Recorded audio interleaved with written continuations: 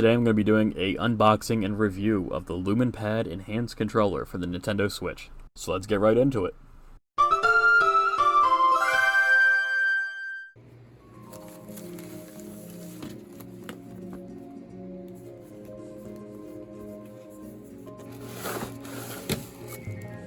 Out of the box, you get the controller itself, a USB-C charging wire, and an instructional booklet. Getting the controller was really easy to set up. All you had to do was slide in your Nintendo Switch console into the joypad and make sure that the Type-C port is aligned up, and you're good to go. To get the automatic connection, you do have to make sure you have your Pro Controller wired communication turned on in the settings. I was really surprised how simple it was to connect. You just slide it in with this felt background that really is the thing that's holding it in place. It does not use the rails on the side of the Switch like most controllers do. So I'm like, how secure can this be, really? So I started shaking it. I gave it a lot of good shakes and really roughed it up a little bit, and it stayed secure, it stayed connected, so I was really impressed by that. That being said, I wouldn't recommend going too crazy with it, getting too intense with your Mario Karts.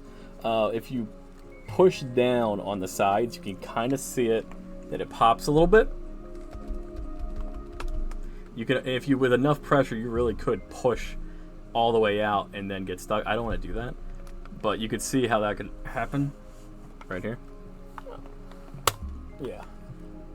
Realistically, I don't even know what situation you would be in where you're going so intense that you're popping the controller out that way.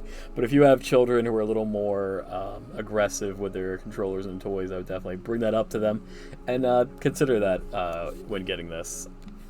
But aside from that, I think it's very durable. The hard plastic feels like it'd be safe if you were to drop it against something on a table or smack it on a table. I could smack it on a table right now. But now with that out of the way, let's go into more detail with this controller. Starting off with how the controller feels, I think it's very light, but big. I don't feel cramped when using it, and the buttons are very clicky and responsive, especially the D-pad. I like the D-pad a lot for games like Tetris 99. And after using this controller now for about a month, I have not noticed any stick drift, which is great. There are a few extra features to this controller, such as lights, which are fun. Here's a bunch of the different lights you can have. I personally really like the blue one. I also really like the breathing mode, where the light changes as you play.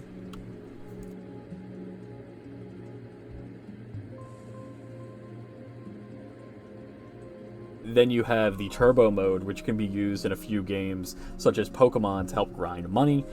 You have button remapping. I personally don't have a game where I would want to remap buttons, but if there's any out there, you have that option. And motion controls. I was really surprised that this controller has motion controls. I played a lot of Dragon Ball FighterZ and Super Smash Bros. With this controller, which are more intense, fast-paced games. A lot of mashing, especially in Dragon Ball FighterZ, and it was able to hold up to that. But the main games I've been playing with this controller over the last 2 weeks has been Paper Mario: The Thousand Year Door and Golden Sun on the Nintendo Switch Online.